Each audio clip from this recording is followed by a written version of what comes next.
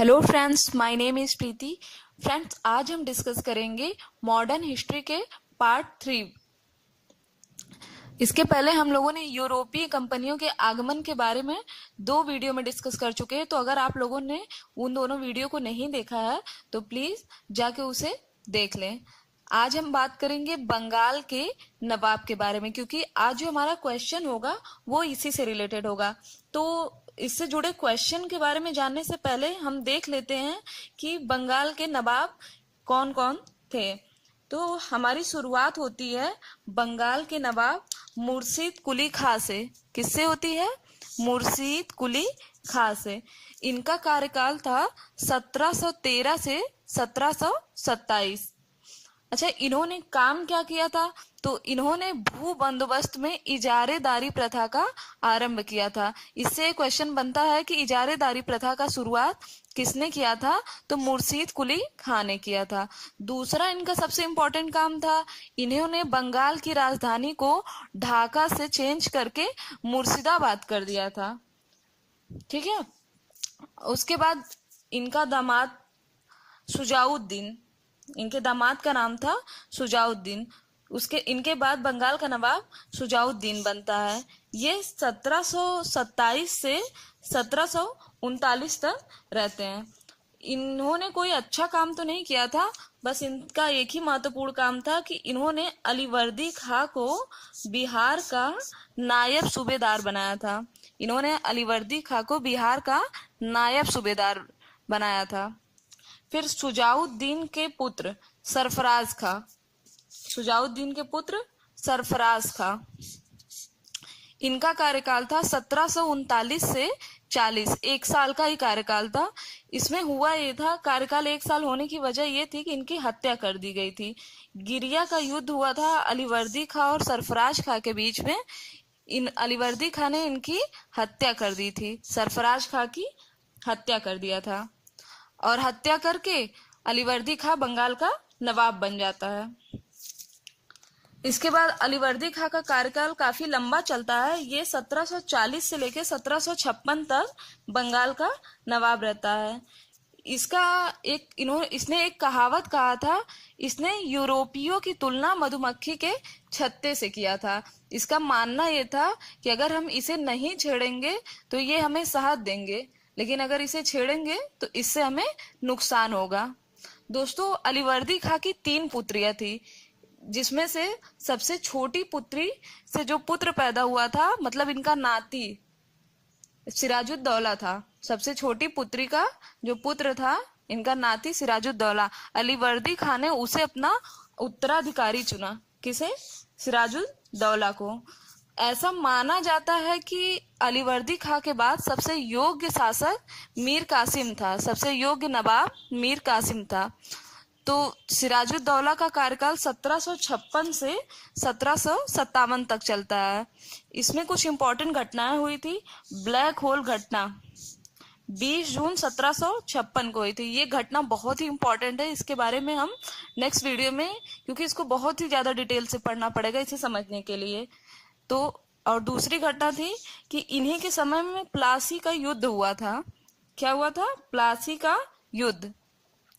सिराजुद्दौला के बाद बंगाल के नवाब बने मीर जाफर। 1757 से 1760 इनका कार्यकाल था।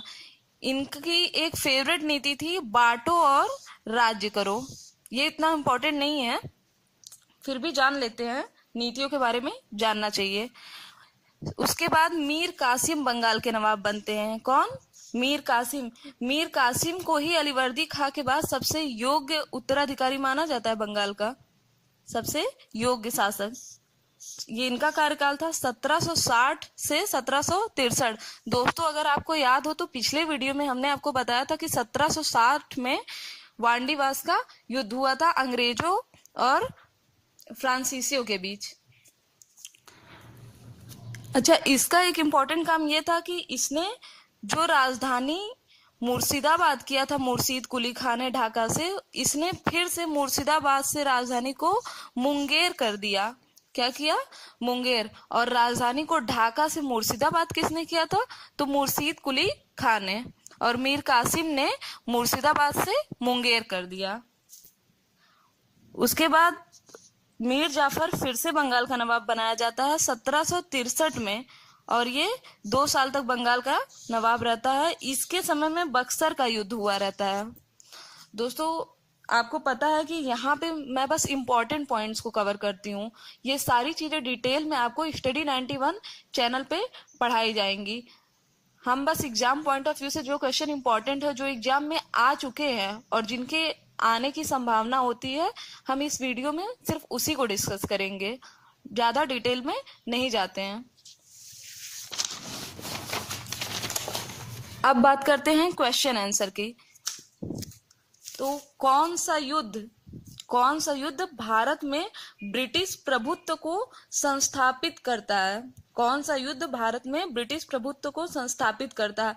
दोस्तों, ये संस्थापित पे मैं इतना जोर इसलिए दे रही हूँ क्योंकि प्रारंभ और संस्थापित, इससे 2 क्वेश्चन बनते हैं। प्रारंभ मतलब ब्रिटिश प्रभुत्व का शुरुआत, और संस्थापित मतलब ब्रिटिश प्रभुत्व स्थापित हो चुका था। तो प्रारंभ हुआ था प्लासी के युद्ध से और संस्थापित हुआ था बक्सर के युद्ध में। तो बक्सर का युद्ध ब्रिटिश प्रभुत्व को संस्थापित करता है। इसे कभी कभी क्वेश्चन बनता है कि सर्वाधिक निर्णायक युद्ध कौन था जिसने ब्रिटिश प्रभुत्व को संस्थापित किया? तो बक्सर का युद्ध। हुआ कब था बक्सर का युद्ध? तो बक्सर का युद्ध हुआ था 22 अक्टूबर 1764 में। किसके किसके बीच हुआ था? हेक्टर मुनरो, मीर कासिम, शुजाउद्दौला, शाह आलम द्वितीय की संयुक्त सेना, इन तीनों की संयुक्त सेना, और अंग्रेजी सेना का नेतृत्व किया था हेक्टर मुनरो ने। इन्हीं लोगों के बीच में होता है। उसके बाद भी हेक्टर मुनरो इन सभी को हरा देता है। मीर कासिम भागकर दिल्ली चला जाता है, वहां पर इसकी हत्या कर दी जाती है। बात करते हैं शुजाउद्दौला की, तो शुजाउद्दौला अवध के नवाब थे, और उस समय मुगल सम्राट कौन था दिल्ली में? शाह आलम द्वितीय। क्वेश्चन बनता है कि बक्सर का युद्ध किस मुगल सम्राट के काल में हुआ? तो शाह आलम द्वितीय के काल में हुआ था। हमारा नेक्स्ट क्वेश्चन है, सिराजुद्दौला ने लॉर्ड क्लाइव को किस युद्ध में परास्त किया? सिराजुद्दौला ने लॉर्ड क्लाइव को किस युद्ध में परास्त किया? तो सिराजुद्दौला ने लॉर्ड क्लाइव को प्लासी के युद्ध में परास्त किया। किस युद्ध में? प्लासी के युद्ध में। इससे एक क्वेश्चन बना था दोस्तों कि प्लासी जो जगह है ये कहाँ पे है? तो प्लासी पश्चिम बंगाल में है। कहाँ है? पश्चिम बंगाल में। अच्छा, प्लासी का युद्ध हुआ कब था? तो प्लासी का युद्ध 23 जून 1757 में हुआ था। कब हुआ था? 23 जून 1757। प्लासी के युद्ध के बाद ही बक्सर का युद्ध हुआ था, और प्लासी के युद्ध को ही ब्रिटिश प्रभुत्व का प्रारंभ कहा जाता है। क्या कहा जाता है? प्रारंभ। हमने आपको ऊपर बताया है कि ब्रिटिश प्रभुत्व का प्रारंभ प्लासी के युद्ध को कहा जाता है, और ये संस्थापित ब्रिटिश प्रभुत्व का संस्थापित बक्सर के युद्ध को कहा जाता है। प्रभुत्व की स्थापना हुई थी बक्सर के युद्ध से। इससे क्वेश्चन बनता है प्रारंभ और संस्थापित, ये 2 वर्ड से ही क्वेश्चन बनता है। इसी में सबसे ज्यादा कंफ्यूजन होता है, तो इसे आप याद कर लीजिए। अब बात करते हैं कि प्लासी का युद्ध हुआ किसके किसके बीच था? तो प्लासी का युद्ध लॉर्ड क्लाइव और सिराजुद्दौला के बीच हुआ था। किसके बीच? लॉर्ड क्लाइव और सिराजुद्दौला। याद आया सिराजुद्दौला? बंगाल के नवाब, अलीवर्दी खां के नाती। नेक्स्ट बात करते हैं, स्वर्ग से उत्पन्न सेना नायक किसे कहा जाता है? तो स्वर्ग से उत्पन्न सेना नायक रॉबर्ट क्लाइव को कहा जाता है। किसे कहा जाता है? रॉबर्ट क्लाइव को। इसी को ब्रिटिश प्रभुत्व का संस्थापक भी कहा जाता है।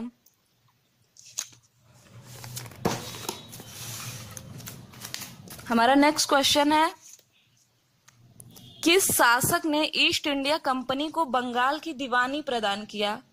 ईस्ट इंडिया कंपनी को बंगाल की दीवानी प्रदान किया। तो शाह आलम द्वितीय दिल्ली में बैठे थे, ये मुगल सम्राट थे। अच्छा, इनसे रिलेटेड कुछ और चीजें पढ़ लेते इंपॉर्टेंट। शाह आलम द्वितीय और लॉर्ड क्लाइव के बीच ही इलाहाबाद की प्रथम संधि हुई है। इससे कई बार क्वेश्चन बन चुके हैं कि इलाहाबाद की पहली संधि कब हुई है? तो इलाहाबाद की पहली संधि 12 अगस्त 1765 में हुई है। किसके किसके बीच हुई है? तो मुगल सम्राट शाह आलम द्वितीय, बंगाल के नवाब नजमुद्दौला और अंग्रेज लॉर्ड क्लाइव के बीच। नजमुद्दौला, शाह आलम द्वितीय, इन्हीं तीनों के बीच इलाहाबाद की प्रथम संधि हुई थी। इसका रिजल्ट क्या आया था? रिजल्ट ये आया था कि बंगाल, बिहार और उड़ीसा की दीवानी कंपनी को दे दिया गया था। किसे दे दिया गया था? कंपनी को, ईस्ट इंडिया कंपनी को।